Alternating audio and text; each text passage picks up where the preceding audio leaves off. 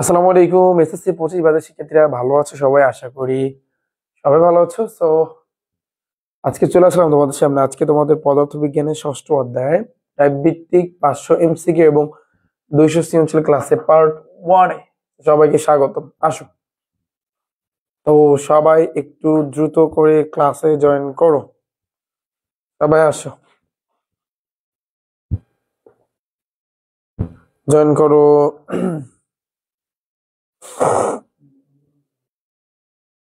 ওকে, ঠিক আছে, সবাই আসো। ওই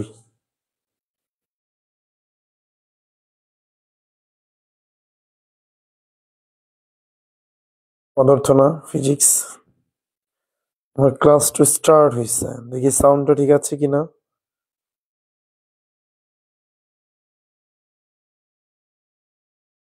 হ্যাঁ, আজকে বায়োলজি হওয়ার কথা, বাট বায়োলজি নিব না আমি, ফিজিক্সটা নিব। একটু ফিজিক্সে আগাই, ফিজিক্সে আগাতে হবে, কেমিস্ট্রি তো আগাতে হবে, বুঝছো। বায়োলজি তো মোটামুটি ভাবে আর কয়েকটা ক্লাস করালি চ্যাপ্টার সব ক্লোজ হয়ে যাবে, একেবারে শেষ। বায়োলজি সব বেসিক ক্লাস তোমাদের দিয়েছি না। দেখো, তো প্রথমে আসি ভাইয়া টাইপ 1। আমরা কিন্তু ষষ্ঠ অধ্যায়ে এসে পড়েছি। আমার ফার্স্ট কোশ্চেনের অ্যান্সার দিও ভাইয়া তোমরা, যে ষষ্ঠ অধ্যায়ে কারা কারা আমার বেসিক ক্লাসটা দেখেছো আমাকে একটু জানাও। ষষ্ঠ অধ্যায়ের কারা কারা আমার বেসিক ক্লাসটা দেখেছো ষষ্ঠ অধ্যায়। তো ষষ্ঠ অধ্যায়ে প্রথম যে টাইপটা সব হইছে বাংলা, যা সব বেসিকের উপর ডিপেন্ড করবে যে ভাইয়া তুমি পারবা কি পারবা না, এবং তোমরা তোমাদের বই থেকে কিছু রিডিং তোমাদের পড়তে হবে। আচ্ছা, এটা কি টাইপ 2? টি/5 is equal to c/5 is equal to 8 - 32 / 9। আচ্ছা, আসো তোমরা আসো, এগুলো করবো অনেক। তারপর পরেটা দেখি। হ্যাঁ, দৈর্ঘ্য প্রসারণের সহগ। তারপর হচ্ছে দৈর্ঘ্য প্রসারণের সহগ হচ্ছে আলফা। ওকে, তারপর সম্পর্ক। ওকে, ঠিক আছে, নো প্রবলেম, পারা যাবে, কোনো ব্যাপারই না এগুলো, কোনো ব্যাপারই না, বুঝছো। ঠিক আছে,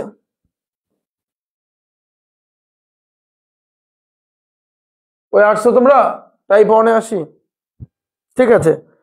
ক খ ইম্পর্টেন্ট গুলো বলে দেবো। হ্যাঁ, তাহলে আমি নাস্তা খাচ্ছি আর আপনার ক্লাস করছি। গুড, এটা তো অনেক ভালো। ক্যামেরার বাচ্চা লাফায়নি আবার টিং বিরিং করে? এই যে ক্যামেরা, দেখো তো, তিরিং বিরিং করে ক্যামেরায়, লাফায়। জানিও যে ও লাফায় কিনা, তিরিং বিরিং করে কিনা।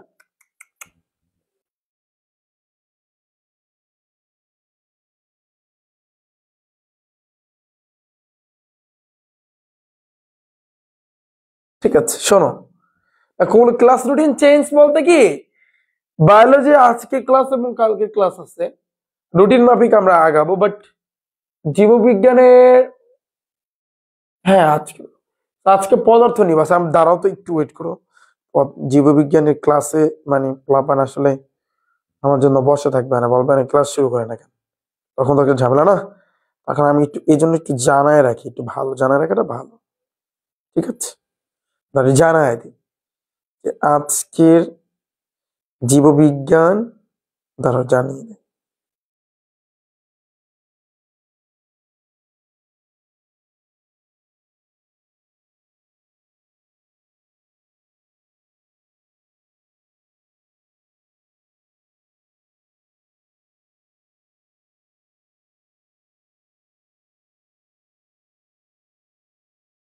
আজকে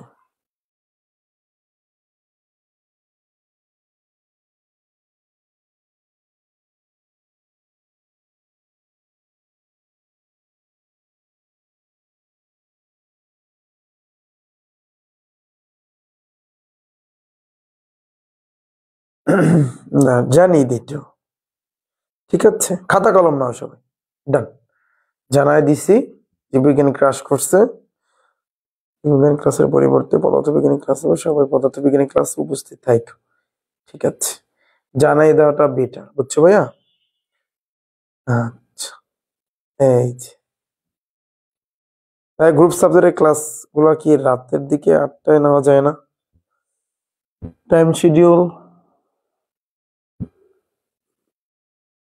কিভাবে চেঞ্জ করবো বলো, তুমি বলো। ঠিক আছে, রেডি, 1 2 3 4, রেডি তাহলে সবাই? আচ্ছা, যদি সবাই রেডি হও, ফার্স্টে আসি। দেখো, সুস্থ মানুষের দেহের তাপমাত্রা কত কেলভিন? মাথায় রাখবা, কেলভিন ডিগ্রি সেলসিয়াস, একটা হচ্ছে সেলসিয়াস, একটা হচ্ছে ফ্যারেনহাইট, একটা হচ্ছে তোমার কেলভিন। আমার কথা বুঝতে পারছো? একটা হচ্ছে সেলসিয়াস, একটা হচ্ছে সেলসিয়াস সি দ্বারা প্রকাশ করে, একটা হচ্ছে ফ্যারেনহাইট এফ দ্বারা প্রকাশ করে, আর একটা হচ্ছে কেলভিন কে দ্বারা প্রকাশ করে।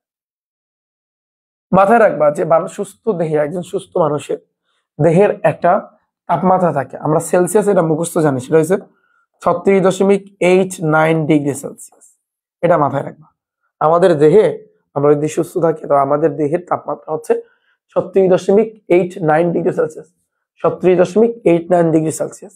এখন তোমাকে যদি বলি যে সেলসিয়াস থেকে তুমি কেলভিনে কনভার্ট করো বা কেলভিনে কত হবে, তো কেলভিনের ক্ষেত্রে মাথায় রাখবা 273 কিন্তু যোগ করতে হবে ভাইয়া। 273, তুমি যদি এই যে ডিগ্রি সেলসিয়াস আছে না, এই যে 36.89, ওর সাথে যদি তুমি 273 যোগ করো না, তাহলে এই সেলসিয়াসটা কেলভিনে কনভার্ট হবে। শেষ। আমার কথা বুঝতে পেরেছো? তো সেই এই যে 36.89 এর সাথে 273 যোগ করার পরে এটা হয়েছে, তাহলে আমাদের আনসার হবে কিন্তু এত কেলভিন। ডান ভাইয়া? আমার কথা বুঝছো? সেলসিয়াসের ক্ষেত্রে আমাদের দেহের তাপমাত্রা হচ্ছে 36.89, এই একটা মানে মুখস্থ রাখলে হবে। এখন এখান থেকে আমাকে যদি কেলভিনে বের করতে বলে বা কেলভিনে কত হবে, আমি কি করব, টাচ করে 273 যোগ করে দেব। ঠিক আছে? ইংলিশ ক্লাস তো 8টা হবে, সমস্যা কি আজকে আছে? দেখো, এক খণ্ড বরফকে, সাপোজ একটা খণ্ডের বরফ, যেমন ফ্রিজ যাদের বাসায় আছে বা যারা, বরফ তো সবাই কম বেশি দেখছো না? তো এই এক খণ্ড বরফকে ফুটন্ত পানিতে ফেলে দিলে, মানে ধরো এখানে একটা পাত্র আছে, এখন এই এক খণ্ড বরফকে তুমি কি করছো, ফুটন্ত পানিতে ফেলে দিচ্ছে, ফুটতেছে পানিটা, কিন্তু টকবক টকবক করে ফুটতেছে।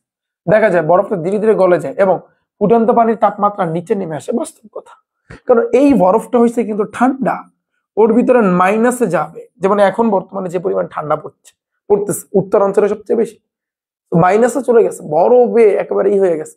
আর এই যে গরম যেটা, এটা তো তাপমাত্রা অনেক বেশি।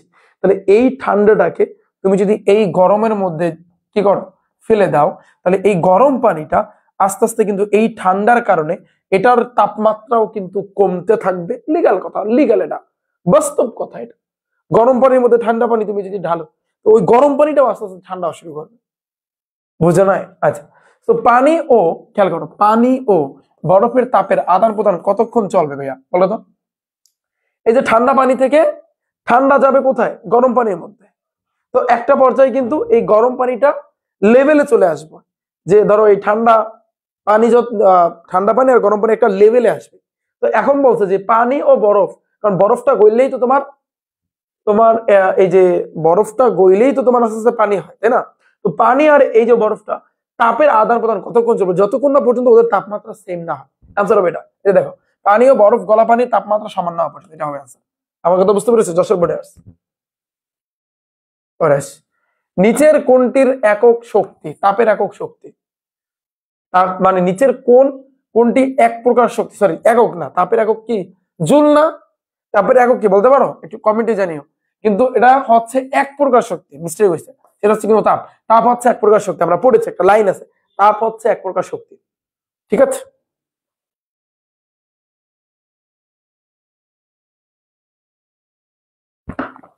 বুঝছো এতটুকু? আচ্ছা, কাজের একক কি? জুল। ঠিক আছে, তাপ এক প্রকার কি? শক্তি, রাইট? আচ্ছা, এরপর আসি নেক্সট। তাপের এসআই একক কি? ওই যে বললাম, কাজের একক কি? জুল। তাপের একক কি? জুল। এসআই একক হয়েছে কি? জুল। মাথা রাখবা। তাপ যেহেতু শক্তির একটা রূপ। এখন বলবো ভাইয়া বুঝলাম না জিনিসটা কেন। আল্লাহ তাআলা তোমার মাথায় অনেক বুদ্ধি দিছে, তারপর আমিও তোমাকে পড়াইছি, তুমি জানো স্পষ্ট একটা বাক্য আছে। এই যে দেখো, এই যে এই বাক্যটা, তাপ এক প্রকার শক্তি। তাহলে তাপ যদি শক্তি হয়, আমরা কাজ ক্ষমতা শক্তি অধ্যায় পড়ছি, কাজের এককও যা, শক্তির এককও তা, কাজের মাত্রাও যা, শক্তির মাত্রাও তা। তাহলে কাজের একক যদি জুল হয়, শক্তির এককও জুল নাকি? তাহলে এখানে আবার এখানে এসে পড়তেছে এই চ্যাপ্টারে যে তাপ এক প্রকার শক্তি, তাহলে শক্তির একক যদি জুল হয়ে থাকে তাহলে তাপের একক জুল। বিষয়টা তুমি বোঝো। আমরা চতুর্থ অধ্যায় পড়ছি না যে কাজের এককও যা হবে শক্তির এককও তা হবে। তো কাজের একক যদি জুল হয় শক্তির এককও জুল। আবার এখানে বলছে তাপ হচ্ছে এক প্রকার শক্তি, তাহলে শক্তি যেহেতু জুল তাপও জুল। ডান, শেষ। তুমি এভাবে মিলাবা, বুঝছো? তো তাপের এসআই একক হচ্ছে কিন্তু ভাই তোমার কি জুল। তাহলে তাপ যেহেতু শক্তির একটা রূপ, তাই তাপের একক হচ্ছে কিন্তু শক্তি তথা কাজের একক এই জুল। সো এটা দেওয়া আছে বিশ্বব্যাপী একক আন্তর্জাতিক পদ্ধতি। তো এখানে হাবিজাবি অনেক কিছু লেখা আছে। এখন দেখো, খেয়াল করো, এক জুলে এক জুল তাপ কত ক্যালোরি সমান? ক্যালোরি আর একটা হচ্ছে কিন্তু ভাই তোমার জুল। সো এই জিনিসটা কিন্তু মাথায় রাখবা যে এক জুলে মানে আগে একটু আমরা দেখি যে এক ক্যালোরিতে 4.2 জুল। এই লাইনটা মাথায় রাখবা সব। এক ক্যালোরিতে 4.2 জুল। এক ক্যালোরিতে 4.2 জুল। আমার কোশ্চেন আনসার দাও, জুল বেশি বোঝায় না ক্যালোরি বেশি বোঝায়? মানে এখানে দাপটটা কার বেশি বলো তো? জুল বেশি বোঝায় না ক্যালোরি বেশি বোঝায়? জুল বেশি বোঝায় না ক্যালোরি বেশি বোঝায়?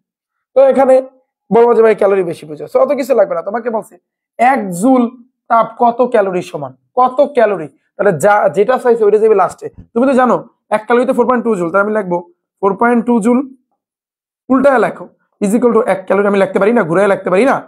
আচ্ছা, এখন আমাদের এক জুল বলছে, তাহলে এই অতএব এক জুলে বাড়বে না কমবে? কমবে। তাহলে এই এক যাবে উপরে আর এই 4.2 আসবে নিচে। ঐকিক নিয়মের ম্যাথ। তাহলে এখানে দেখবা 0.24 ক্যালোরি আসতেছে। এভাবে তুমি অঙ্কের মাধ্যমে এটা আনসারটা বের করতে পারো, ঠিক আছে? তো আমাদের এই লাইনটা মাথায় থাকবে, এক ক্যালোরিতে 4.2 জুল। এক ক্যালোরিতে 4.2 জুল। এক ক্যালোরিতে 4.2 জুল।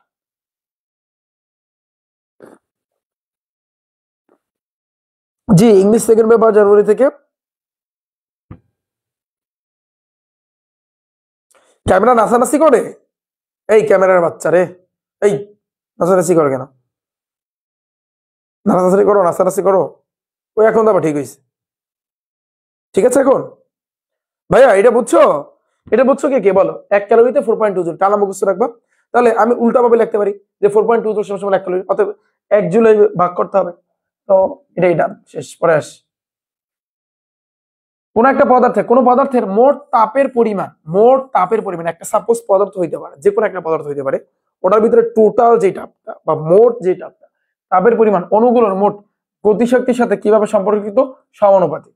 মানে জিনিসটা একটু মাথায় রাখবা, তাপ পদার্থের অণুগুলো এলোমেলো ভাবে গতির ফল। পদার্থের অণুগুলো সবসময় গতিশীল অবস্থায় থাকে। কোন পদার্থের মোট তাপের পরিমাণ এর মধ্যস্থ অণুগুলোর মোট গতিশক্তি সমানুপাতিক। বিষয়টা আমি তোমাদেরকে একটু বুঝাই। সাপোজ যে এখানে বলছে কি, মোট তাপের পরিমাণ অণুগুলোর মোট গতিশক্তির সাথে কিভাবে থাকে? সমানুপাতিক আকারে থাকে। তুমি যদি একটু নর্মালি গেস করো যে দেখো,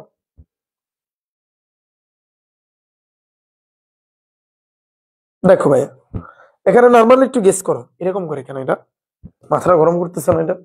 এই বেটা থাম।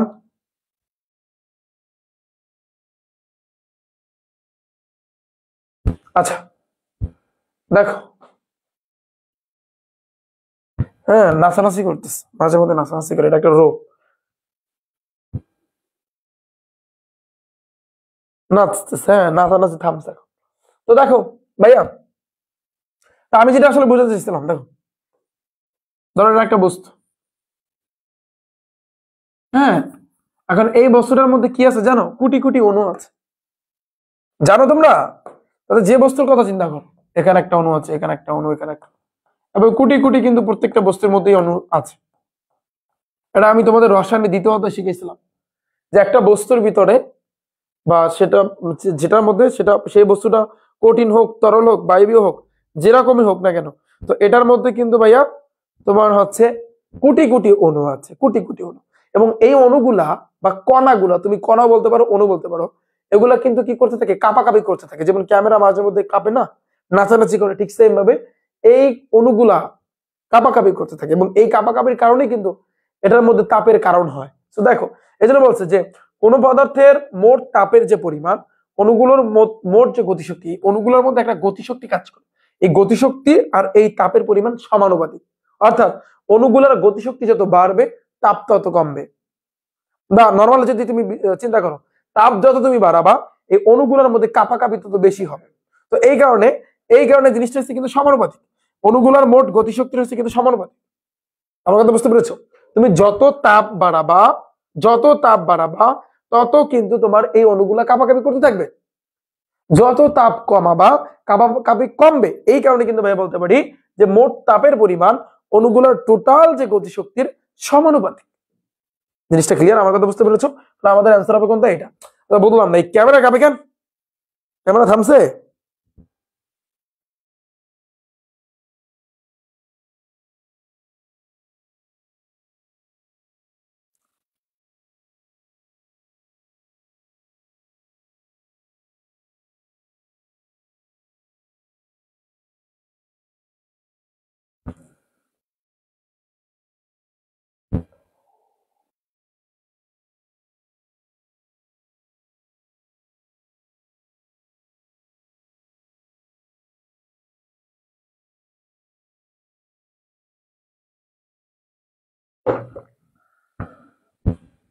আচ্ছা দাঁড়াও, ক্যামেরাটা ঠিক করতেছে, ওয়েট। ক্যামেরার বাচ্চা রে,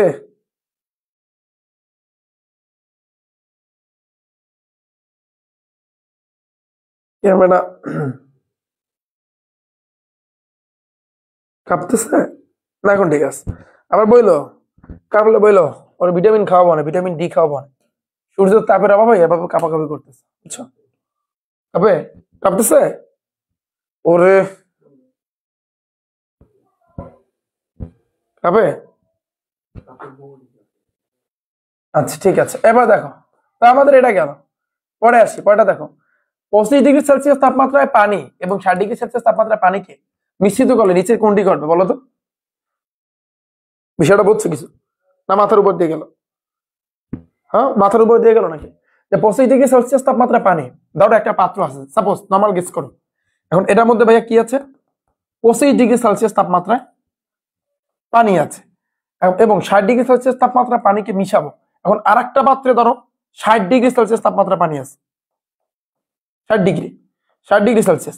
তাহলে 25° তাপ বেশি না 60° তাপ বেশি? নর্মালি তোমরা বলবো ভাইয়া 60°। এখন এই 60°টাকে 25-এর মধ্যে যদি আমি চুবাই, তাহলে সেক্ষেত্রে দেখা যাবে তাপের আদান প্রদান ঘটবে। তাহলে তাপ অবশ্যই দেখো 25°C তাপমাত্রা পানি, এইটা 60°C তাপমাত্রা পানিকে, এটাকে যদি আমি মিশাই, তাহলে এই 25°C তাপ পানি কিন্তু তাপ ওর কাছ থেকে গ্রহণ করবে, কারণ ও 25° ও 60°, ও উল্টা কি করবে ভাইয়া? গ্রহণ করবে।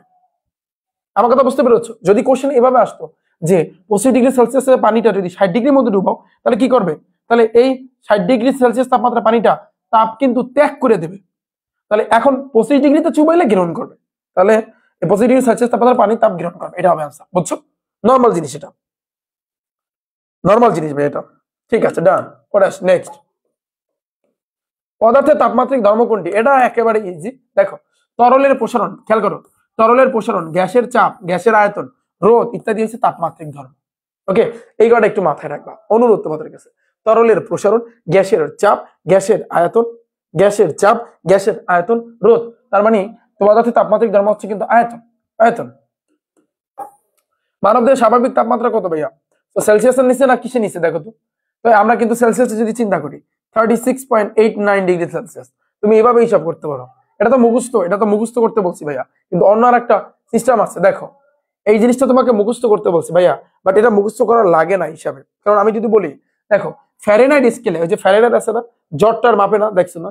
তো সাধারণ তাপমাত্রা হচ্ছে 98.4° ফ্যারেনহাইট।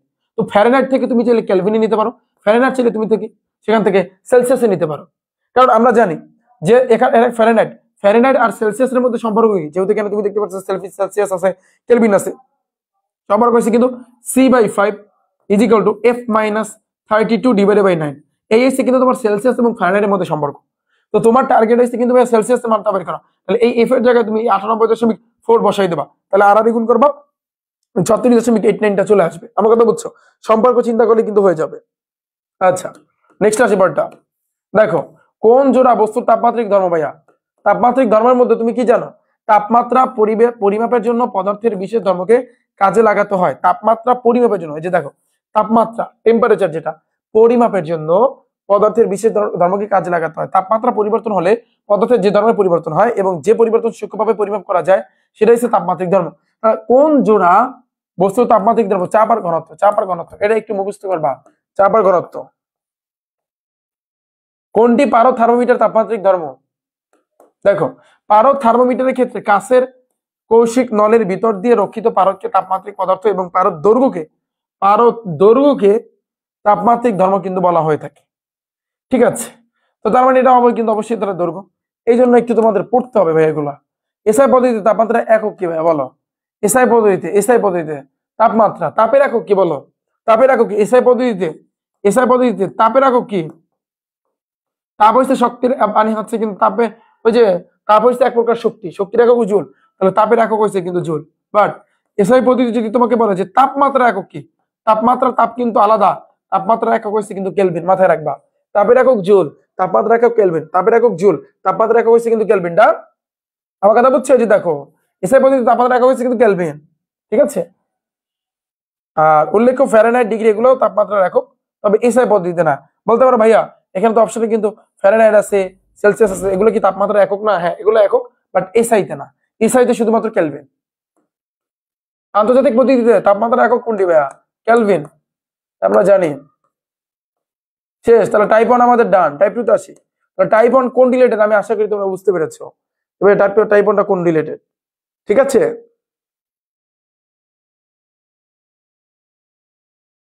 পরেরটা আসছি। দেখো, কোনো একদিনের তাপমাত্রা আছে এত থেকে এত, তার মানে এই যে তাপমাত্রাটা ভাইয়া দেখো, এটা হচ্ছে তোমার C1, আর এই তাপমাত্রা হবে তোমার C2, এত থেকে এত হলে ফ্যারেনহাইট স্কেলে তাপমাত্রা বৃদ্ধি কত হবে? তাপমাত্রা বৃদ্ধি ভাইয়া, ফ্যারেনহাইট স্কেলে তাপমাত্রা বৃদ্ধি কত হবে? তো যেহেতু এখানে ভাইয়া তাপমাত্রা 25°C থেকে 30°, একটা হচ্ছে C1 একটা C2, ফ্যারেনহাইটে তোমাকে বের করতে বলছে ফ্যারেনহাইট। তাহলে আমরা জানি সেলসিয়াস এবং ফ্যারেনহাইটের মধ্যে সম্পর্ক কি? C/5 = F-32/9। এটা তো একবার তুমি সিওন নিয়ে কাজ করো, এটা দেখো কত আসে। তাহলে সিওনের মান আছে কত? এটা দেখো 25, লেখানে দাও 25। আলাদা আলাদা ভাবে কাজ করতে হবে, বুঝছো? তো এটা যদি 1 ধরো, এটাকে তুমি 1 ধরবা, F1 ধরবা। হ্যাঁ, F1-32/9 দেখাচ্ছে। এই কালারটা কি ভালো দেখে? ঠিক আছে, তাহলে 5×5 = 25, তাহলে 5 F1-32/9। তো আর গুণ করো, তো মোটামুটি ভাবে হিসাব নিকাশ করলে তুমি এখান থেকে F1 এর মান পাবা 77°F। বাস, আমার কথা বুঝতে পেরেছো? তুমি F1 এর মান পাইছো কত? 77°। ওকে, ডান।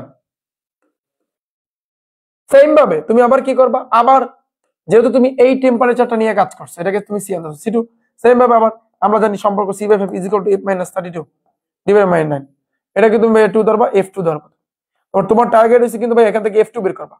আর এখান থেকে ভাই তুমি একটা F2 এর মান পাবা। সাপোজ এই এতটুকু তাপমাত্রা নিয়ে এখানে F2 এর মান পাবা 86°F, 86° পাবা, 86° পাবা। ওকে, 86°F।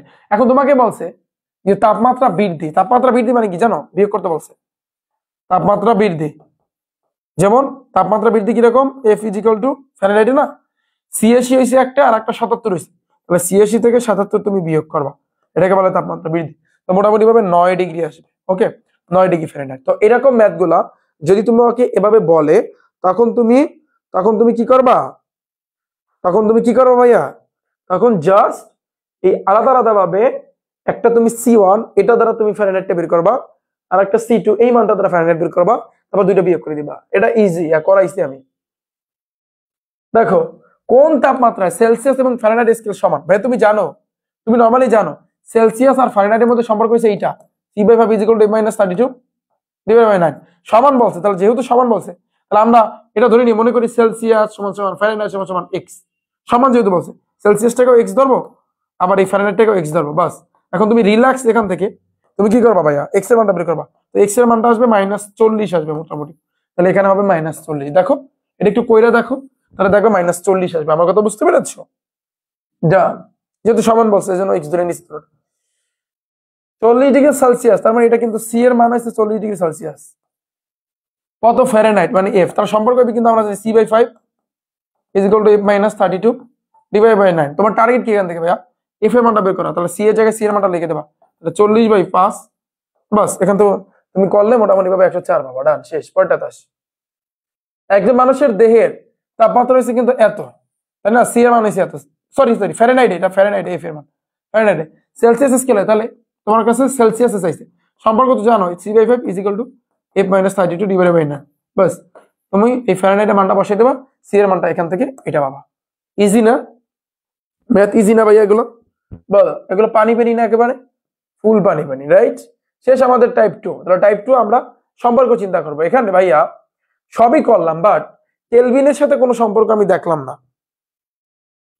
তো কেলভিনের সাথে সম্পর্কটা একটু তোমাদের স্মরণ করাই দিতে চাই। দেখি দাঁড়াও, কেলভিনের কোনো সম্পর্ক আছে কিনা। বুঝো নাই কি বলেছি আমি? পানি পানি না রে? আচ্ছা, কেলভিনের সাথে সম্পর্ক নিয়ে নাকি একটা লাইন ছিল না, আমাকে বলতে পারবা তোমরা? ফিজিক্স বইটই কোথায় পিছিয়ে রাখছি সম্ভবত।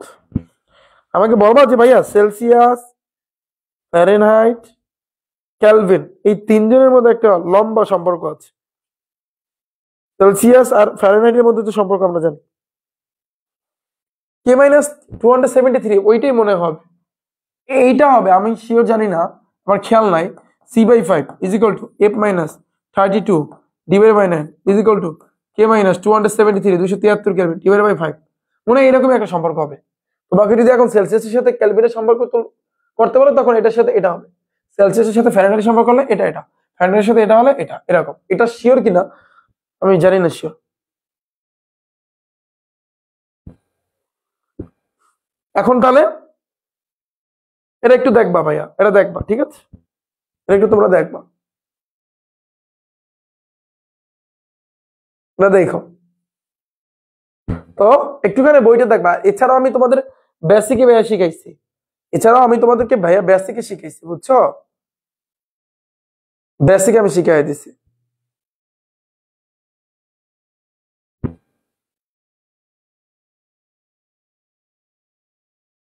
মাথাটা এখন গরম হয়ে যাইতেছে, বুঝছো? ক্যামেরা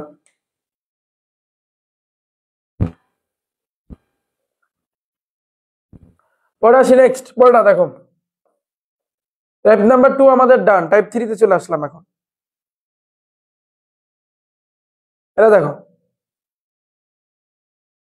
ঠিক আছে, এটা দেখো টাইপ 3 তে কি বলছিলাম?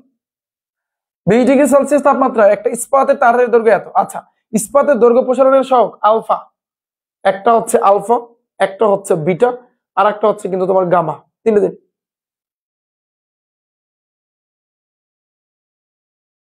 একটা হচ্ছে আলফা, একটা হচ্ছে বিটা, এবং আর একটা হচ্ছে কিন্তু গামা, বুঝছো? Alpha, beta, gamma. So normally তুমি চিন্তা করো, ইস্পাতের দৈর্ঘ্য প্রসারণের সহগ,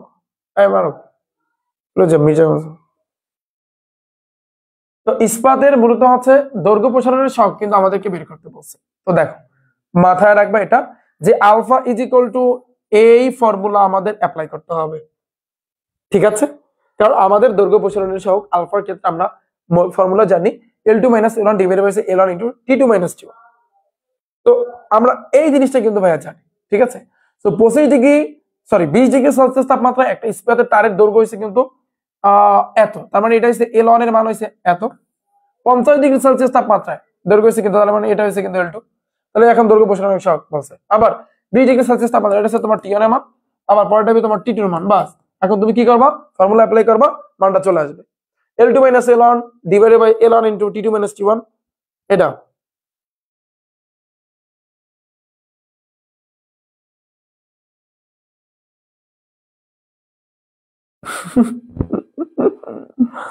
আচ্ছা, তো alpha = L2 - L1 / L1 × T2 - T1। ভাইয়া এটা পারবা না? কে কে পারবা হাত তোলো। আলফা ফোন, এই যে তোমার, এই আমার বেসিক শোনো, আমি একটা কথা বলি যারা এখানে প্রেজেন্ট আছে, এই চ্যাপ্টারের বেসিক ক্লাস কে কে দেখছো হাত তুলো। বেসিক ক্লাস যারা দেখছো তারা সুন্দর, তাদের কাছে সব ইজি, না দেখলে কিছু পারবা না। বলো কে কে দেখছো?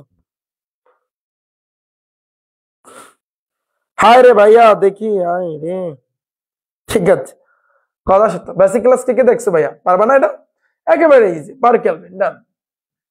এবার দেখো 0°C তাপমাত্রা, ওকে, এটা তোমার T1 এর মান। সেলসিয়াস থেকে কেলভিনে নেওয়ার কোনো দরকার নাই, কারণ এইসব ম্যাথের ক্ষেত্রে দৈর্ঘ্য হয়েছে কিন্তু তোমার L1 এর মান, এটা L1। 40°, এটা হয়েছে T2, এই তো। আবার এটা হচ্ছে তোমার L2। তো দৈর্ঘ্য প্রসারণ সহগ ওই আলফা = এই ফর্মুলা, ম্যাথ শেষ। কি যদি তোমার রেজাল্টটা কোনো 0.something আসছে, তো অপশনে তো 0 নাই, তুমি কি করবা, ক্যালকুলেটরকে সায়েন্স মোডে নিবা, নেওয়ার পর তুমি এগুলো হিসাব করবা, তাহলে তোমার এই সায়েন্সের রেজাল্ট আসবে। ডান। নিচের কোন সম্পর্কটি সঠিক? ইয়েস, এখানে একটা খুব গুরুত্বপূর্ণ বা ইম্পর্টেন্ট জিনিস আছে ভাইয়া, এটা একটু তোমার মাথায় রাখতে হবে। ইম্পর্টেন্ট জিনিসটা আমি বলে টানা মুখস্থ রাখবা, কোনো কথা নাই, কোনো কথা হইবে না ভাইয়া, টানা মুখস্থ, অলওয়েজ টানা মুখস্থ। সেটা হচ্ছে কি জানো, আলফা বিটা গামা, তিনটা না, আলফা বিটা আর একটা হচ্ছে কিন্তু গামা, একটা হচ্ছে কি দৈর্ঘ্য প্রসারণের সহগ, একটা প্রস্তুত তোমার হচ্ছে আরেকটা জানি কি আয়তন প্রসারণের সহগ। আমি আশা করি তোমরা এগুলো জানো। তো এই আলফা বিটা গামা এই তিনটার মধ্যে সম্পর্ক হয়েছে alpha is equal to beta, যেহেতু 2 নম্বরে তাহলে বিটা/2, আমার কথা বুঝো। গামা যেহেতু 3 নম্বরে তাহলে গামা/3, বুঝো সিস্টেম। নরমালি আমি এভাবে মুখস্থ করছি, এই তিনটার মধ্যে সম্পর্ক আমি এভাবে মুখস্থ করছি যে আলফা বিটা গামার মধ্যে সম্পর্ক আছে, একটা খুব সুন্দর একটা সম্পর্ক, ওই যে সেলসিয়াস ফারেনহাইট কেলভিনের মধ্যে সম্পর্ক আছে। কি সম্পর্ক জানি লিখেছিলাম, C/5 is equal two F-32, হ্যাঁ, ডিভাইডেড বাই হয়েছে কিন্তু 9 is equal to K-273 273 divide by কিন্তু 5। এই যে সম্পর্ক সেলসিয়াস ফারেনহাইট এবং কেলভিনের মধ্যে যেভাবে সম্পর্ক, আলফা বিটা গামার মধ্যে সম্পর্ক। এই চ্যাপ্টারে মজার এই জিনিসটা হচ্ছে ভাইয়া, মজার জিনিসটা হচ্ছে এটাই, সম্পর্ক দিয়ে তুমি অনেক কিছু জয় করতে পারবা, হিমালয় পর্বত তুমি জয় করতে পারবা, বুঝছো, এই সম্পর্ক দিয়া পারবা না? আচ্ছা, তো যেমন এই আমি যদি যখন এমসিকিউ আসবে সেলসিয়াসের সাথে ফারেনহাইট, তখন সম্পর্ক হবে এইটা, যখন এমসিকিউ আসবে সেলসিয়াসের সাথে কেলভিন, তখন এটার সাথে এটা সম্পর্ক হবে, মাঝখান দিয়েও বাদ যাবে। সম্পর্ক তো হবে দুইজনের মধ্যে, নাকি তুমি আর তোমার কে সে, দুইজনের মধ্যে। এখন থার্ড পার্সন যদি আরেকজন আসে তাহলে কি সেই সম্পর্ক থাকে না, বাট তিনজনের মধ্যে মিল আছে, কিন্তু কাজ করবে দুইজন, কাজ করতে হবে দুইজন।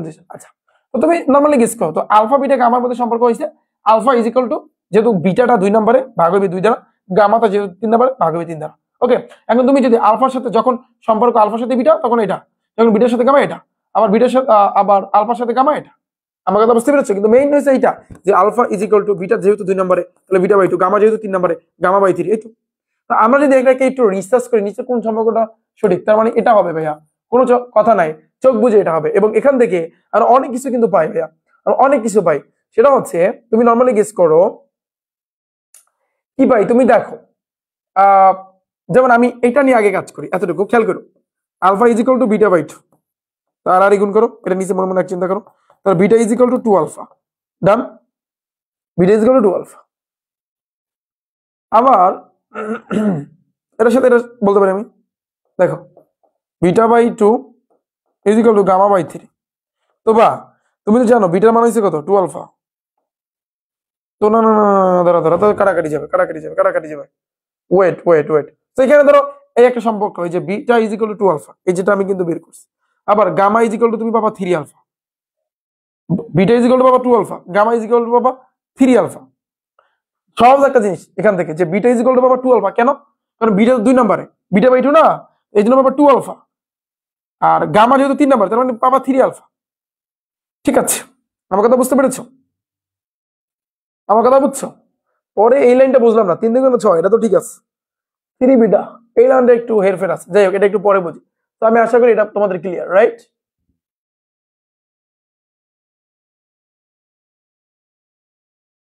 ঠিক আছে,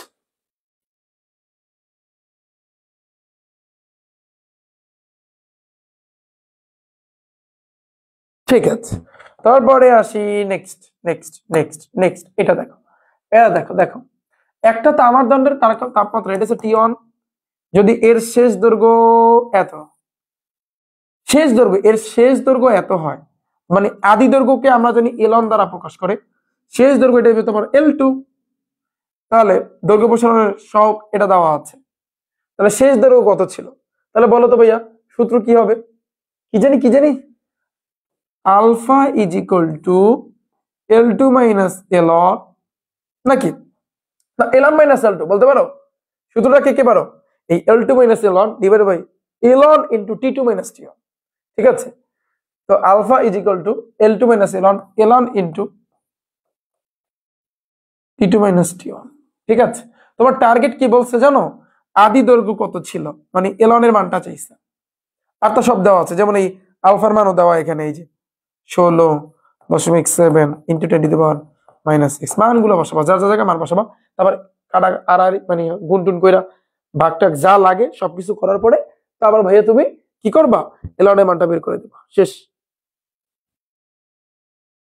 ওকে ডান ডান ভাইয়া বারবার এই এমসিকিউটা কে পারবে একটু জানো তো এই এমসিকিউটা কে পারবে খাইছে এটা তো তোমার কিলোমিটারে আছে তার মানে ধরো রেজাল্টটা মিটারে আসবে মিটার থেকে তোমার কিলোমিটারে বানাইতে হবে পারবা না এই সিস্টেম তো জানো কম থেকে বেশি দিকে যাওয়ার জন্য আমরা নরমালি কিন্তু গুণ করে ভাগ দিতে হবে তুমি 1000 দ্বারা ভাগ দিবা তাহলে কিন্তু এটা রেজাল্টটা চলে আসবে ঠিক আছে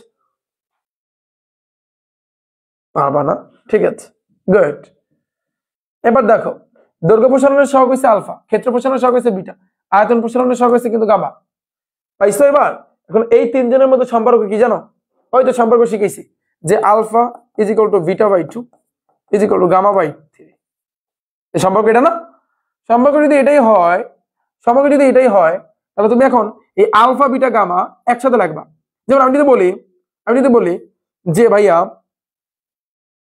মানে এখানে একটা লাইন আছে সুন্দর একটা লাইন যেহেতু এই সম্পর্কটা আছে তো আমরা কিভাবে এই লাইনটা বের করতে পারি বলো দেখো এখানে মেইন হইছে কিন্তু এখান থেকে ভাইয়া তুমি রিসার্চ কইরা তুমি এই জিনিসটা পাবা 6 alpha is equal to 3 beta is equal to 2 gamma এটা তুমি পাবা বিশ্বাস হয় না এটা তুমি পাবা ভাইয়া এটা পাবা এখান থেকে এটা পাবা তো মাথায় রাখবা একটা জিনিস এটা তো টানা মুখস্থ হয়েছে তোমাদের সময় তো এটা তোমাদের টানা মুখস্থ করতে বলেছে এর সাথে এটা মাথায় রাখবা যে আলফা যেহেতু একটাও নাই এই 3 এর সাথে 2 গুণ করলে 3 × 6 6টা আলফা হইবে 6টা আলফা হইবে এই 3টা যাবে বিটা লাগে এই 2টা যাবে গামা লাগে বিষয়টা বুঝো 3 এর সাথে 2 গুণ করলে 3 × 6 6টা আলফা এই 3 যাবে বিটা জায়গায় 3 বিটা 2 যাবে গামা জায়গায় 2 গামা এই লাইনটা একটু মাথায় রাখবা মুখস্থ করবা তাহলে সৃজনশীলের জন্য হেল্পফুল হবে ডান নিচের কোনটি সঠিক alpha is equal to gamma by 2 না বিটা বাই 2 হইবে বিটা না এটাও না gamma is equal to 3 alpha তার মানে এটার সাথে 3 আলফা না এটার সাথে এটা যে আলফা ইজ ইকুয়াল টু আমি লিখতে পারি গামা বাই 3 তাহলে আর গুণ করো gamma is equal to 3 alpha right এটা সত্য beta is equal to 2 alpha এটার সাথে এটা ই করলে আর গুণ করলে beta is equal to 2 alpha এটা সত্য বুঝছো নিচের কোন সম্পর্কটা ভাইয়া সঠিক ওই যে alpha is equal to beta by 2 এটা आंसर শেষ পড়া আসে পানি ও কেরোসিনের মানে হচ্ছে দ্রবণীয় একটি কঠিন বস্তুর ভর আছে এত গ্রাম এবং আয়তন আছে এত তাহলে তাপমাত্রা এত বাড়ালে বস্তুটির আয়তন এত ঘন সেন্টিমিটার পানির ঘনত্ব আছে এত এবং কেরোসিনের ঘনত্ব আছে বস্তুটির দৈর্ঘ্য প্রসারণের সহগ কত ভাইয়া দৈর্ঘ্য প্রসারণের সহগ এটা কি ভাইয়া আলফা না আলফা তো তুমি নরমালি গেস করো যে তুমি এটা জানো যে দৈর্ঘ্য প্রসারণের সহগ হইছে কিন্তু আলফা তো আলফার সূত্র হইছে কিন্তু এটা L2 - L1 divided by L1 * T2 - T1 মানে আমরা সহজ কথা হইছে আমাকে যদি দৈর্ঘ্য প্রসারণের সহগ বের করতে বলে তাহলে আমার দৈর্ঘ্য আদি দৈর্ঘ্য শেষ দৈর্ঘ্য লাগবে আর তাপমাত্রা লাগবে সোজা কথা আদি দৈর্ঘ্য আর শেষ দৈর্ঘ্য তুমি এখানে দেখো উদ্দীপকে কোথাও কিন্তু দৈর্ঘ্য নিয়ে কথা বলে না কোথাও দৈর্ঘ্য নিয়ে কথা বলে না কিন্তু আয়তন নিয়ে কথা বলছে ভাইয়া আয়তন নিয়ে কথা বলছে ভর 68 গ্রাম এবং আয়তন হইছে 80 ঘন সেন্টিমিটার আবার তাপমাত্রা যখন 30 ডিগ্রি বাড়ালে বস্তুটির আয়তন এত ঘন সেন্টিমিটার তো আয়তন নিয়ে কথা বলছে আমরা কিন্তু বলতে পারি ভাইয়া এই আয়তন এটা হচ্ছে কিন্তু V1 এর মান আর এই যে এত ঘন সেন্টিমিটার এটা হচ্ছে তোমার V2 এর মান তো V1 এর মান V2 এর মান আর তাপমাত্রা এত বাড়ালে মানে এটা হচ্ছে তোমার T2 এর মান কিন্তু T1 এর মান কত তাপমাত্রা এটা কিন্তু নাই T1 তো নাই T1 এর মান হবে কত দেখি তো তাপমাত্রা লাগবে T1 তো লাগবে ভাইয়া হ্যাঁ তাপমাত্রা ভাইয়া T1 আছে এখানে তুমি গেস করো T2 আছে B1 আছে ভাইয়া T1 তো নাই T1 এখানে আছে বলো তাহলে T1টা কি আমাদের বের করতে হবে এক্স্যাক্টলি চিন্তা করো বাট এখানে ওরা আসলে বের করে না আমি জানি না এটা কেন করছে বাট ওরা T1টা বের করে না ওরা যেটা করছে শোনো এখানে কিন্তু এই সূত্র বসবে না কারণ এখানে তোমার দৈর্ঘ্য লাগবে তাহলে বলো ভাইয়া ওরা মনে হয় ভুল দিছে না ওরা ভুল দেয় না ওরা ঠিকই দিছে আয়তন দিয়া সুন্দরভাবে তুমি কি করবা জানো আয়তন প্রসারণের সহগ এই যে গামা এই গামাটা বের করবা এই যে এই আয়তনের সূত্র বসে সুন্দরভাবে দেখো এই V2 এর মান দেওয়া আছে V2 - V1 হ্যাঁ V2 - V1 হচ্ছে কি এটা থেকে এই আগেরটা তুমি বিয়োগ করবা, তাহলে এটা পাবা v1 * t2 - t1। t1টা ওরা ধরছে 0, কিছুই ধরে নাই, ঠিক আছে? তো রেজাল্ট পাইছি কিন্তু এইটা। এখন আমাদের মেইনলি বলছে দৈর্ঘ্য প্রসারণ সহগ, দৈর্ঘ্য প্রসারণ সহগ হইছে আলফা। আর এখানে দেওয়া আছে কিন্তু তোমার কি বলে আয়তন প্রসারণ সহগ না ক্ষেত্র প্রসারণ সহগ? ক্ষেত্র প্রসারণের সহগ, আর একটা হচ্ছে আয়তন প্রসারণ সহগ। আয়তন প্রসারণের সহগ দেওয়া আছে এখানে, আয়তন প্রসারণের ইনফরমেশন দেওয়া আছে, আয়তন মায়তন দেওয়া আছে, এজন্য আয়তন প্রসারণের সহগ। এখন আসি, এখন এই আলফা আর তোমার হচ্ছে ওই যে গামার মধ্যে সম্পর্ক কি? আমরা জানি আলফা = v/2 = গামা/3। তাহলে আলফার সাথে গামার সম্পর্ক এইটা যে আলফা = গামা/3। তো আর গুণ করলে মোটামুটি ভাবে তোমার যেহেতু আলফা বের করতে হবে, তাহলে 3α = গামা, বা আলফা = গামা/3। বাস গামার যে মানটা পাইছে এখানে এটা বসাইয়া 3 দ্বারা ভাগ দিয়ে দেবা, তাহলে তোমার এই রেজাল্টটা চলে আসবে। বাস শেষ। মানে একজন আরেকজনকে হেল্প করবে, একজন আরেকজনকে হেল্প করবে।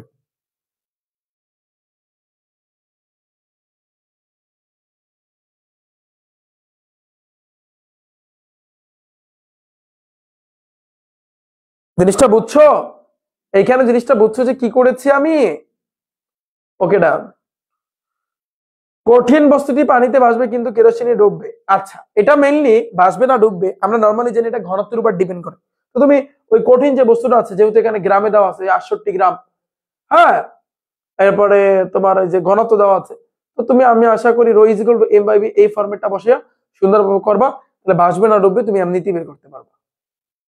দেখো, যদি দৈর্ঘ্য প্রসারণের সহগ, ক্ষেত্র প্রসারণের সহগ, আয়তন প্রসারণের সহগ আলফা বিটা গামা হয়, তার মানে এটা আলফা, এটা বিটা, এটা গামা, তো তারপরে তুমি চিন্তা করো এখানে কি বলছে,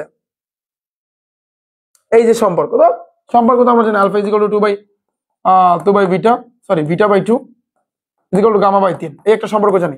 আরেকটা আমি সম্পর্ক জানি, কি জানো? 3 × 6 6α এই 3 জেবে বিটা লাগে 3 বিটা, এই 2 জেবে গামা লাগে, তাহলে 2 গামা। এই দুইটা সম্পর্ক আমি মুখস্থ করতে বলছি, মনে পড়ে? মানে এখান থেকে হাড়িয়ে পাবা করে সুন্দর মতো সবকিছু বের করো। β/α = কি 1/2 বলতে পারো? β/α, তো আমরা ফার্স্টে 1 নম্বরে যেটা এটা কাজ করি, β/α ভাইয়া, β/α। তো β/α মানে হচ্ছে কি সম্পর্ক আমি দুইজনের সাথে যে 6α = 3 বিটা না? আচ্ছা, β/α ঘুরাও, তাহলে 3 বিটা এই পাশে, 6α এই পাশে, β/α, তাহলে উভয় পক্ষে আলফা আলফা দ্বারা ভাগ করবা, তাহলে 3 বিটাকে আলফা দ্বারা ভাগ করবা, 6α কেও আলফা দ্বারা ভাগ করবা। বলতে পারো ভাইয়া কেন? কারণ স্পষ্ট লেখা β/α, উপরে বি নিচে এ, এই জন্য এই কাহিনী করছি। তাহলে এটা কাটাকাটি, তাহলে উপরে থাকতেছে 3 বিটা আর নিচে থাকতেছে আলফা = উপরে থাকতেছে n থাকতেছে শুধু 6, বা তো β/αটাকে রাইখা দাও ভাইয়া, রাখছি। এই 3 কিন্তু গুণ অবস্থা আছে, ওই পাশে গেলে ভাগ হয়ে যাবে, তাহলে 6 যাবে উপরে, 3 আসবে নিচে, 3 দ্বিগুণে কত ভাইয়া? 6। তাহলে উপরে থাকবে 2, নিচে থাকবে 1, 2/1, কিন্তু এখানে 1/2, তার মানে এটা মিথ্যা। তো একটা মিথ্যা হইলে বাকি দুইটা সত্য। এইভাবে সেম ভাবে তুমি বের করবা। আমার কথা বুঝতে পেরেছো? এই লাইনটা থেকে কিন্তু বের করতে হবে, এই লাইনটা থেকে, লাইন এখান থেকে বের করতে হবে। কিভাবে বের করছি দেখো, তুমি দেখো প্রথমে দেখছো β/α, তার মানে উপরে আগে বিটা যাবে, নিচে আলফা যাবে। আর একটা জিনিস বুঝছো যে না, সম্পর্ক আলফা আর বিটার সাথে, তো এই জন্য নিলাম। এবার দেখছো উপরে বিটা নিচে আলফা, এই জন্য বিটাটাকে আগে লাগছো, আলফাটাকে পরে। এখন উভয় পক্ষে যদি আলফা দ্বারা ভাগ করো, তাহলে β/α হয়। এবার তুমি হেরফের করলে মানটা চলে আসবে। এই সেম ভাবে পরেরটা β/গামা, তুমি চেক করে দেখতে পারো। এটাই ভাইয়া সিস্টেম, এটাই ভাইয়া সিস্টেম। পরে আসি নেক্সট, টাইপ নাম্বার 4, লাস্ট, এটা কি লাস্ট টাইপ? দেখি টাইপ নাম্বার 4 ভাইয়া। টাইপ নাম্বার 4 এ কি আছে? 0 ডিগ্রি সেলসিয়াস তাপমাত্রায় 1 কেজি বরফকে, ওকে, তো বরফের ক্ষেত্রে একটা মান আছে ভাইয়া,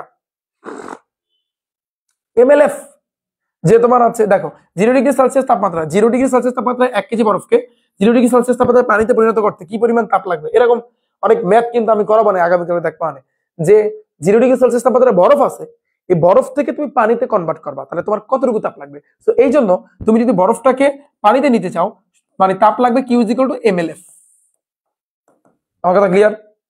এই এম দ্বারা বুঝাই কিন্তু ভর। তোমার হচ্ছে কিন্তু কত কেজি বরফ আছে, কত কেজি বরফ, কত কেজি বরফকে তুমি আসলে পানিতে পরিণত করতে চাও? 1 কেজি। আর এই এলএফ এর মানটা হবে তোমার বরফের একটা মান আছে, বরফের একটা মান আছে ভাইয়া। এই মানটা কি জানো? এটাকে কি বলে? সুপ্ত তাপ বলে না কি বলে বলতে পারো?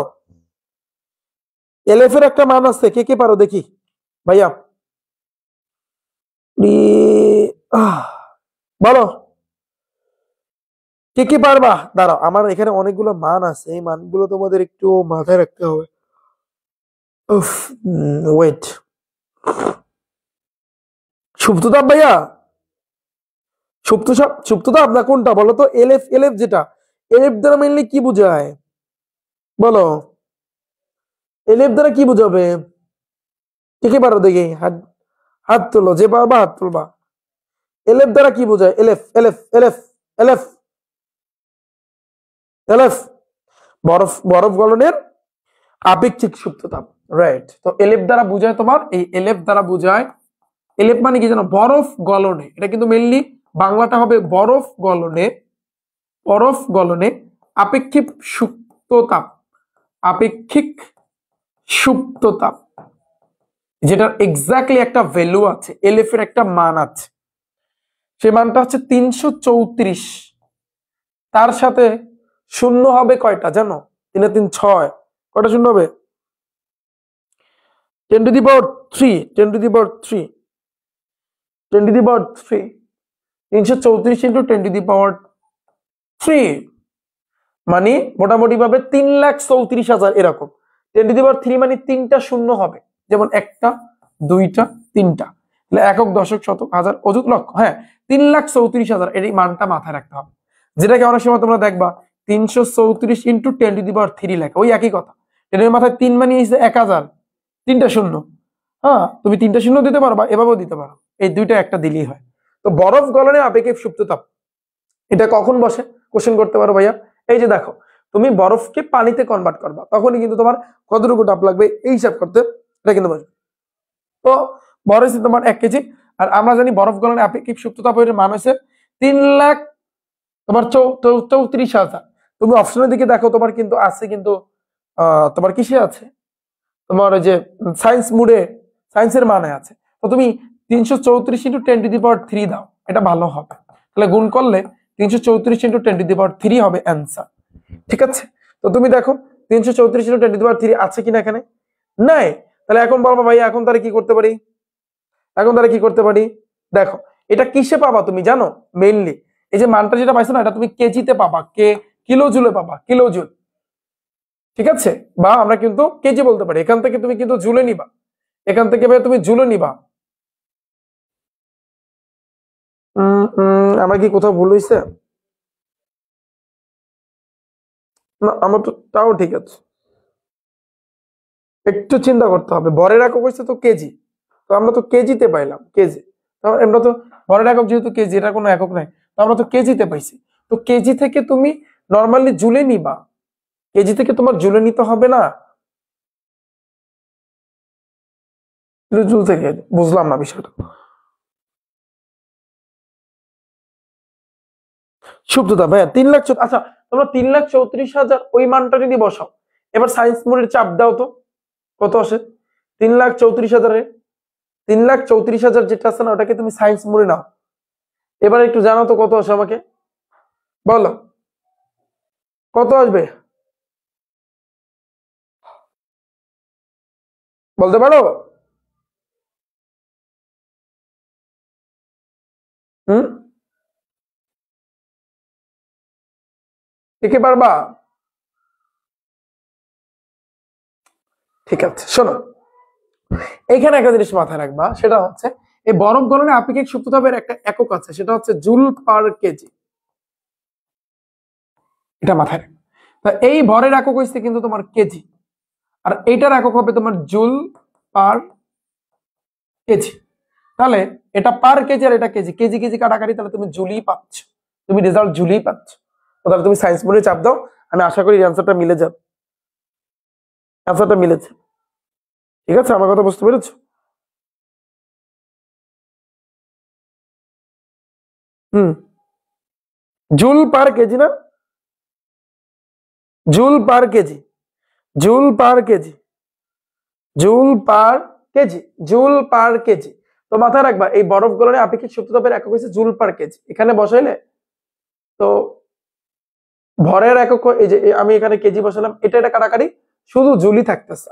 তো 334 ইন্টু 10 টু দি পাওয়ার 3 এটাই আমাদের অ্যান্সার হবে। তো যদি এখানে না আসে তাহলে এটা মনে হয় সম্ভবত এটা হবে। দেখো 334 ইন্টু 10 টু দি পাওয়ার 3 আছে কোথাও? দেখো ভাইয়া 3.34 into 10 to the power 5, right, এটা হবে, এটা এটা হবে ভাইয়া, এটা হবে ওই একই কথা। আচ্ছা, 100 গ্রাম পানির তাপমাত্রা এত থেকে এত সেলসিয়াস পর্যন্ত উঠাতে কি পরিমাণ তাপের দরকার হবে? তাহলে তুমি নর্মালি গেস করো। আগেরটা ছিল বরফকে তুমি পানিতে বানাবা, পানি বানাবা, খেয়াল করো। তখন সূত্র হবে কি পরিমাণ তাপ লাগবে, কিউ ইজ ইকুয়াল টু এমএলএফ। এই এলএফটা ছিল বরফ গলনের সুপ্ত তাপ, যেটা একটা এক্সাক্ট মান আছে 3,34,000 বা 334 ইন্টু 10⁻³ ঠিক আছে। এখন তোমার পানি থেকে আরো তাপমাত্রা যদি তুমি বাড়াইতে চাও, তখন কিন্তু Q is equal to MLF ওই সূত্র বসবে না, তখন হবে Q is equal to MS টি2 - টি1। এটা হবে এমএস টি2 - টি1। আমার কথা বুঝছো? আমার কথা বুঝছো? Q is equal to MS টি2 - টি1। এখানে এস দ্বারা কি বোঝায়? পানির আপেক্ষিক তাপ। এখানে এস দ্বারা কি বোঝায়? পানির আপেক্ষিক তাপ। ভাইয়া বুঝো না? দুইটা তো আলাদা, বরফ থেকে পানি, আবার পানি থেকে পানি তাপমাত্রা বাড়ানো। তো এই ক্ষেত্রে সূত্র এটা, পানির আপেক্ষিক তাপের সূত্র এটা, মানে সরি, পানির আপেক্ষিক তাপ বুঝায় এখানে এস দ্বারা। এস দ্বারা বুঝায় পানির আপেক্ষিক তাপ, যেটার মান হইছে মুখস্থ মান 4200 joule per KG per kelvin. Joule per KG per kelvin, right? Joule per KG per kelvin, এই যে আপেক্ষিক তাপের যে মানটা।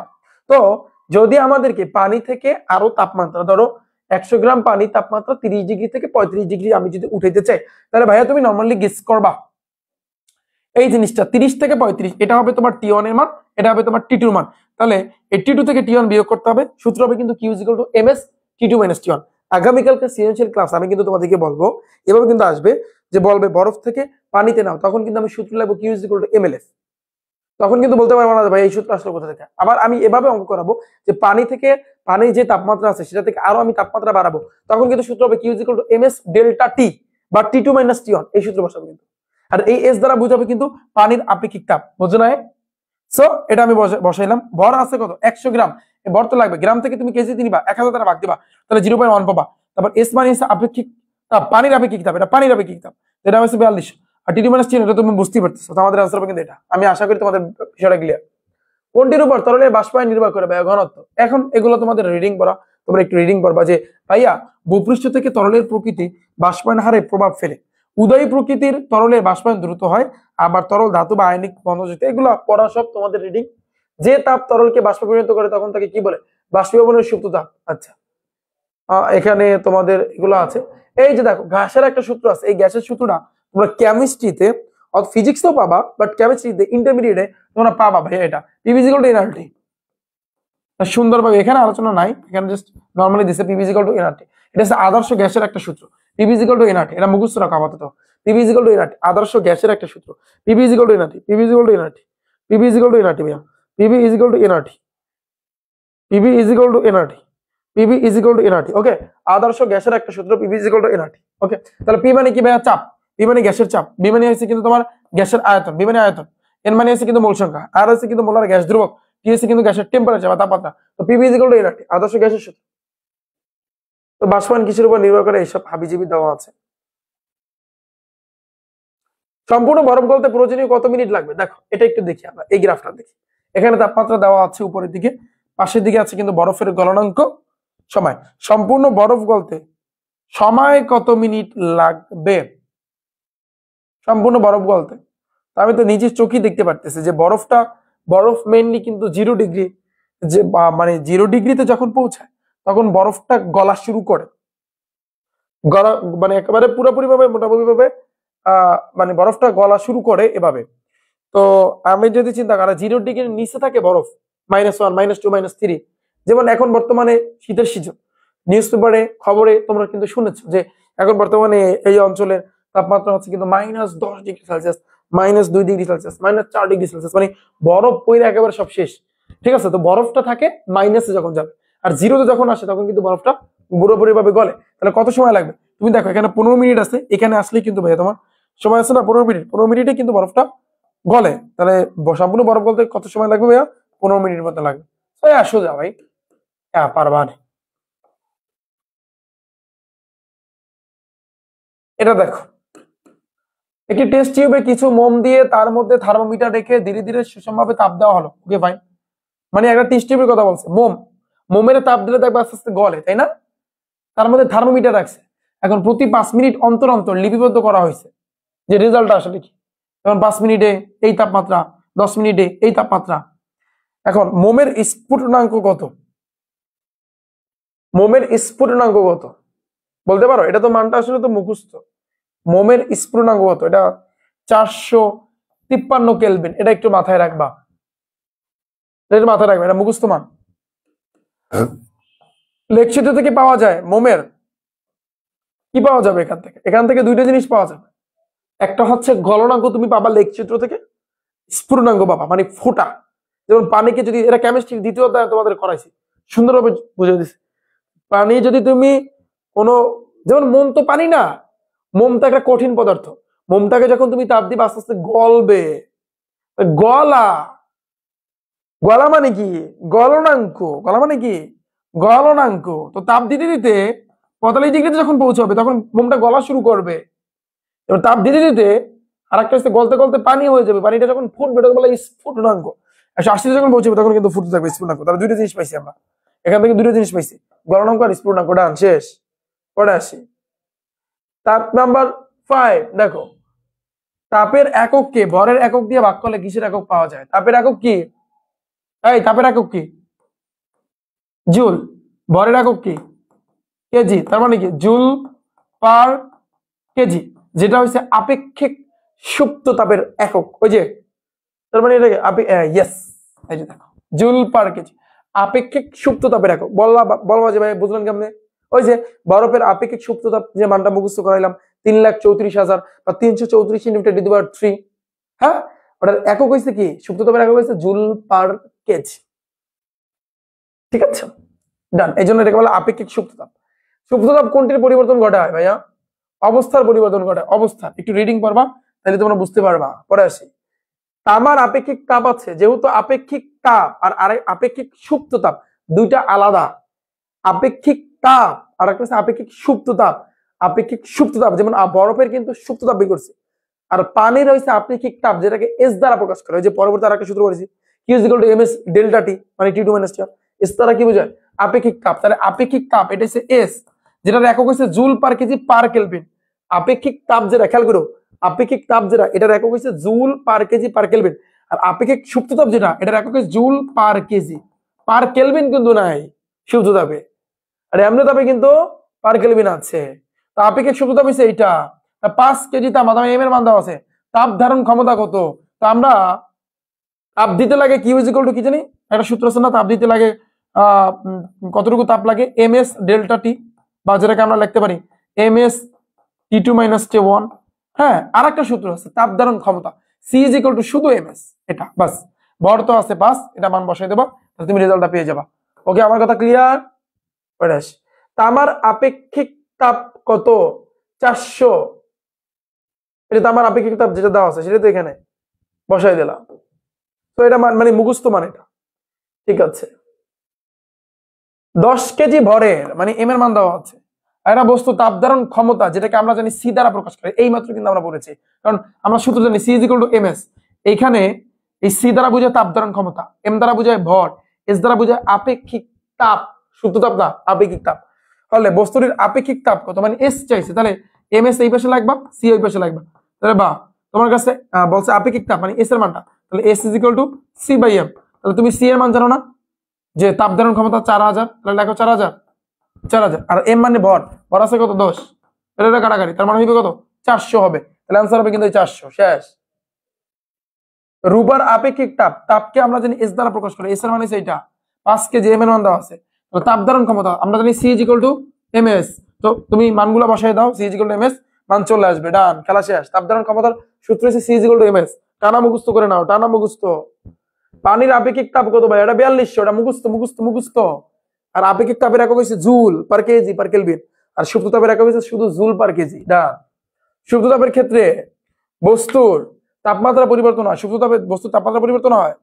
তাপমাত্রা পরিবর্তন হয় না, কারণ বস্তুর তোমার সুপ্ত তাপ যেটা, যেমন ওই যে ফার্স্টে যে এই টাইপের প্রথমে এটা এমসিকিউ করাইছিলাম না, এটা না, আগের টাইপ, যে বরফ থেকে তোমার পানিতে বানাইতে হবে। পানিতে, বরফকে যদি তুমি পানিতে নিতে চাও তাহলে কতটুকু তাপ লাগবে, তখন আমি সূত্র লিখছিলাম কিউ ইজ ইকুয়াল টু এমএলএফ। তখন কিন্তু আসছিল আপেক্ষিক সুপ্ত তাপ। এই সুপ্ত তাপ কিন্তু ভাইয়া তাপমাত্রা পরিবর্তন করে না, এটা কাজ করে কি পুরো অবস্থার পরিবর্তন। কারণ বরফ থেকে তুমি পানিতে বানাবা, পানি বানাবা, পুরো অবস্থার পরিবর্তন করবে এই সুপ্ত তাপ। আর আর যেটা আছে শুধু আপেক্ষিক তাপ এস, ওইটা কিন্তু ভাইয়া তোমার তাপমাত্রা পরিবর্তন ঘটায়। কারণ কি বলতে পারবো ভাইয়া কেন, কিভাবে বুঝলাম? কারণ Q is equal to M S টি2 মাইনাস টি1, এই এই এরকম এমসিকিউ করেছি না আমি কিছুক্ষণ আগে, করেছি না? তো তাপমাত্রা পরিবর্তন ঘটায়, যেমন পানি 30 ডিগ্রি থেকে 35 ডিগ্রি বানাইতে যদি চাও তখন এইটা, এই এস এটা হচ্ছে তোমার আপেক্ষিক তাপ, এটা তাপমাত্রা পরিবর্তন ঘটায়। তাহলে সুপ্ত তাপ যেটা, এটা তাপমাত্রার পরিবর্তন হয় না, এটা এটা সুপ্ত তাপের কাজ না, অবস্থার পরিবর্তন ঘটাবে। এইটাই শুধু একটাই কাজ করে, অবস্থার পরিবর্তন। বরফ থেকে ডাইরেক্ট পানিতেও কনভার্ট করে ফেলবে। ডান। বস্তু করতে গৃহীত তাপ অথবা বর্ধিত তাপের পরিমাণ, এটা ডিপেন্ড করে কিসের উপর? মানে বস্তু গ্রহণ করবে আর বর্জন করবে, এটা ডিপেন্ড করবে ভাইয়া কিসের উপর? তো এটা মেইনলি এই যে তাপের গ্রহণ বর্জন করা, তাপ বাড়ানো কমানো, সূত্র হচ্ছে এইটা, Q is equal to M S টি2 মাইনাস টি1। তো এটা নির্ভর করবে তার ভরের উপর, এটা নির্ভর করবে তার আপেক্ষিক তাপের উপর, এটা নির্ভর করবে তার তাপমাত্রার উপর, তার ভরের উপর, তার উপাদানের উপর, তার তাপমাত্রার উপর, তিনটা হবে। কারণ এই যে দেখো, ভরের উপর, আপেক্ষিক তাপের উপর, উপাদানের উপর, আবার এই যে তোমার তাপমাত্রার উপর, এগুলোর উপর নির্ভর করবে। ঠিক আছে? কারণ তাপ গ্রহণ করা বর্জন করা, কম থেকে তাপের পরিমাণ কম থেকে বেশি, এক্ষেত্রে সূত্র কাজ করবে কিন্তু এটা। ওকে, কোন বস্তু তাপমাত্রার ক্ষমতা নির্ভর করবে, এটা কিসের উপর? ক্ষমতা নির্ভর করবে, এটা কিসের উপর ভাইয়া? আচ্ছা, এখন আমরা একটু আসি তাপ ধারণ ক্ষমতা। আমরা তো জানি C is equal to M S, জানি না? আর একটা সূত্র আছে ভাইয়া, সি ইজ ইকুয়াল টু, এই যে দেখো, কিউ বাই ডেল্টা থিটা। ঠিক আছে? বলতে পারো ভাইয়া এই সূত্র তো পড়ি নাই, পড়া লাগবে না, তুমি দেখো, তুমি এটা জানো, আমি তোমাকে এটা শিখাইছি, Q is equal to M S টি2 মাইনাস টি1, এই সূত্র জানো না? তাও জানো না, জানো। তাহলে বা কিউ ইজ ইকুয়াল টু, এই এম এস মানে কি তুমি এই মাত্র পড়ছো, তাপ ধারণ ক্ষমতার সূত্র, C is equal to M S. তাহলে এম এস এর জায়গায় আমি সি দিতে পারি, এই খেয়াল করো, এম এস এর জায়গায় সি দিতে পারি, দিছি। টি2 মাইনাস টি1, এটাকে বলা হয় তোমার তাপের পরিবর্তন, এটাকে আমরা লিখতে পারি ডেল টি। তাহলে এই জিনিসটা যদি তুমি ঘুরে লেখো যে এই যে বা এই পুরোটাকে সি ডেল টি এই পাশে আনলা আর কিউটাকে ওই পাশে নিলা, বা তুমি সিটাকে রাইখা দাও, তাহলে কিউ যাবে উপরে আর ডেল টি আসবে নিচে। দেখো এটা আর এটা পরিচিত কিনা? তো সূত্র এই একটা, তাপের পরিবর্তনের ক্ষেত্রে সূত্র এই একটা, এখান থেকে তুমি C is equal to M S তাপ ধারণ ক্ষমতা পাবা, আর একটা ফর্মুলা পাবা। সো এখান থেকে এই নিয়ম অনুযায়ী তোমার আনসার হবে বস্তুর ভরের উপর, আয়তন, আয়তন তো নাই, আর উপাদানের উপর, দুটো জিনিসের উপর নির্ভর করবে। ডান। আমার আপেক্ষিক তাপ এত অর্থ বোঝায় কি বলতো? গুড, খুব ভালো একটা কোশ্চেন। আপেক্ষিক তাপ এত joule per KG per kelvin, এটা দ্বারা কি বুঝে ভাই বলতো? আমার আপেক্ষিক তাপ দেখো, আমরা যদি 2 নম্বর, যেহেতু অ্যান্সারটা হবে কিন্তু তোমার খ নম্বরে 1 আর 3। আচ্ছা দেখো, 800 জুল তাপ দরকার 1 কেজি তামার পরিবর্তে 2 কে বৃদ্ধি করতে হবে। তো আমরা দেখি তো আপেক্ষিক যেই তাপটা, দাঁড়াও, আপেক্ষিক তাপ তো ফর্মুলা হবে তো এইটা, Q is equal to M S টি2 মাইনাস টি, তাই না? তো বলছে কি 800 জুল তাপ দরকার, 800 জুল তাপ দরকার 1 কেজি তামার তাপমাত্রা 2 কে বৃদ্ধি করতে। তো বিষয়টা বুঝলাম না ভাইয়া, দেখি আসলে কি হয় আসলে এক্স্যাক্টলি। তো দেখো,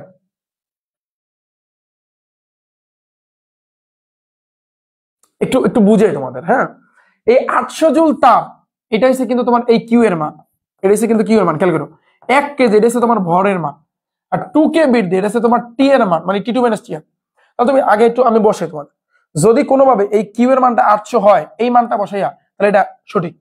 তাহলে দেখো ভর আছে কত 1, কিন্তু এস এর মান কত হবে? এইটা এইটা এইটা বসাও 400, আর এই যে 2 কে বৃদ্ধি, 2 কে মানে ওই যে আমার তাপ হয়েছে এত, তাহলে 4 দুগুণে 8, 800 হয়েছে। তাহলে এই 800 এই 800 মিলছে, তার মানে আমাদের আনসার হবে এটা পরেরটা 4 কেজি। তাহলে এই সূত্র কি? সূত্রে একটাই, Q is equal to M S টি1। তো ভর আছে কত 4 কেজি, 4 বসাই, এস এর মানটা এইটা 400, এবার 1 কে, এই 1 কে যদি তোমার 1600 হয়, 1600 যদি হয় কিউ এর মান, এটা কিন্তু কিউ এর মান, তাহলে বুঝবে এটা সঠিক। তাহলে 4 এটা 16, হ্যাঁ 1600 এটা সঠিক। তুমি এই 2 নাম্বারটা দেখো, এটা দেখো তোমার মিলবে না, এটা মিলবে না। ঠিক আছে, এইভাবে কিন্তু আমাদের করতে হবে। আচ্ছা, টাইপ নাম্বার 6, আমাদের লাস্ট টাইপ। দেখো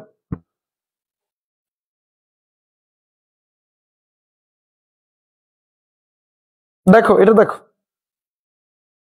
ভাই আমাদের লাস্ট টাইম 25°C তাপমাত্রায় পানি এবং এত তাপমাত্রায় পানিকে মিশ্রিত করলে নিচের কোনটি করবে? ওই আগের কথা। ধরো এখানে একটা পাত্র আছে, এই পাত্রটার মধ্যে যে পানি আছে এটা হচ্ছে 25°C, ঠিক আছে। আর একটা পাত্র আছে, এটার মধ্যে আছে 60°C। এখন বলতো 25°C পানি 60°C তাপমাত্রার পানিকে মিশিয়ে নিলে এটাকে যদি এটার মধ্যে মিশাও তাহলে 25° ও 60° থেকে তাপ গ্রহণ করবে, তাই না? ও তাপ গ্রহণ করবে। শেষ। 10 কেজি পানির তাপমাত্রা এত বাড়াতে কত তাপের প্রয়োজন? ভাই রে ভাই, কিউ ইকুয়াল টু, যেহেতু তাপমাত্রা বাড়ানো কমানোর ক্ষেত্রে সূত্র হচ্ছে ms T2 - T1। কি মনে পড়ে? আর এমনি যদি অবস্থার পরিবর্তন করতে, যে বরফ থেকে পানি, পানি থেকে বাষ্প, তখন কিউ ইকুয়াল টু mLF। ওকে, তাহলে দেখো এখানে 10 আছে, এই 10 এস এর মান কত ভাইয়া? পানি বলছে, তাহলে পানির ক্ষেত্রে আমরা জানি 4200, রাইট। 1K যখন যখন লেখা থাকে তখন মনে রাখবা T2 - T1 এর মান পুরোটার মান হইছে 1, এই যে 1। আমার কথা বুঝতে পেরেছো? যদি 2K থাকতো এই পুরোটার মান হইছে কিন্তু 2, 3K থাকতো, K থাকলেই হইছে, ঠিক আছে। তো আমাদের এখানে 1 আসবে। তো 42 এর সাথে 10 তুমি সায়েন্স মোডে নিয়ে ক্যালকুলেটর তারপর গুণ দাও, তাহলে দেখো তোমার রেজাল্ট এখানে কোনটা আসবে। দেখো তো রেজাল্ট কোনটা আসবে, আমাকে জানাও। রেজাল্টটা দেওয়া নাই, বুঝছো? সায়েন্স মোডে নাও, তারপর গুণ দাও। এটা দেখো ভাইয়া 2 কেজি ভর, এম এর মান দেওয়া আছে, তাপমাত্রা এত বৃদ্ধি করতে, তো বৃদ্ধি করতে স্পষ্ট বলা, তার মানে এটা হচ্ছে T2 - T1 এর মান, পুরোটার মান, এটা ডেল টি এর মান। এই ডেল টি দ্বারা কি বুঝে? অনেকে বলে ভাইয়া ডেল টি মানে কি? T2 থেকে T1 বিয়োগ করা, এই পুরোটা না লেখে আমি এবার এটা সংক্ষেপে লিখতে পারি। যদি বৃদ্ধি কথাটা লেখা থাকে তাহলে এই পুরোটার মান হইছে এটা। ওকে, কি পরিমাণ তাপ শক্তি? Q equal to ms del T, বাস মানগুলো বসাই দেবা, খেলা শেষ। সায়েন্স বোর্ডে চাপ কম হলে কোনটি কমে যায়? দেখো এখানে একটু লেখা আছে, এটা তোমরা পড়বা ভাইয়া। তারপর নিচের কোনটি চাপ বাড়ালে গলনাঙ্ক কমে যায়? বরফ। একটু পড়বা ভাইয়া তোমরা। তো শেষ, ফিনিশ, 6টা টাইপ আমাদের ডান। আজকের ক্লাসটা তোমাদের কাছে কিরম লেগেছে? ষষ্ঠ অধ্যায় অনেক কঠিন অধ্যায় না? কঠিন অধ্যায়। তো এই কঠিন অধ্যায়টা তোমাদের কাছে কিরম লেগেছে ভাইয়া? পানি পানি মোটেও হয়েছে? পানি পানি কি না একটু আমাকে জানাও। আজকের ক্লাসটা কেমন লেগেছে? ষষ্ঠ অধ্যায় যেহেতু কঠিন, আমাদের এখানে বেশিরভাগ কারেন্ট, যদি লাইভ ক্লাসগুলো ধারাবাহিকভাবে লিঙ্ক দিয়ে, ঠিক আছে ভাইয়া, আমি 2-1 দিনের মধ্যে সব ক্লাসগুলা আমি ইউটিউবে দিয়ে দেবো, সুন্দরভাবে ওয়েবসাইটে সাজানো পাবো, ঠিক আছে? বুঝছো আমার কথা? শোনো, আমি অনুরোধ তোমাদের কাছে, আগামীকালকে বিকালবেলা ক্লাসটা হবে, তোমরা জানো, বিকাল 3টায় সৃজনশীল ক্লাস। অনুরোধ থাকবে তোমাদের কাছে ভাইয়া, ওয়েবসাইটে দেওয়া আছে, সব জায়গায় দেওয়া আছে, ষষ্ঠ অধ্যায়ের উপর ক্লাসটা দেওয়া আছে। এই ষষ্ঠ অধ্যায়ের বেসিকটা দেখো। বেসিক আমি যতটুকু আলোচনা আজকে দেখো না, ওই Q equal to mLF, Q equal to ms del theta, তারপর হইছে এই যে আবার সি ইকুয়াল টু ms, এই যে বিষয়গুলো আলোচনা করলাম। আয়তন প্রসারণ শক, দৈর্ঘ্য প্রসারণ শক, ক্ষেত্র প্রসারণ শক আলোচনা করলাম। তারপর যে আমি আলোচনা করলাম ওই যে সেলসিয়াস, ফারেনহাইট, হ্যাঁ, তারপর কেলভিন, এই যে বিষয়গুলো আলোচনা করলাম, এগুলা আজকে যতটুকু বুঝাইছি আমি আশা করি অনেকের মাথায় ঢুকছে। যদি মোটামুটি ঢুকছে, তুমি আমার বেসিকটা দেখো। এখন যদি সাথে সাথে বেসিকটা দেখতে পারো না, দেখবা এই চ্যাপ্টারে কাঁপাইতে পারবা, কালকে সৃজনশীল কাঁপাইতে পারবা। কিন্তু কাঁপানোর আগে তোমার বেসিক ক্লাস দেখতে হবে, কারণ এটা ষষ্ঠ অধ্যায়, এটা পঞ্চম অধ্যায়ের মতোই একটু কঠিন, কিন্তু এমসিকিউ গুলো অনেক ইজি ছিল, তাই না? ইজি ছিল। সবাই ভালো থাকবে, সুস্থ থাকবে, দেখা হচ্ছে তোমাদের সাথে। আর টাটা, আল্লাহ হাফেজ।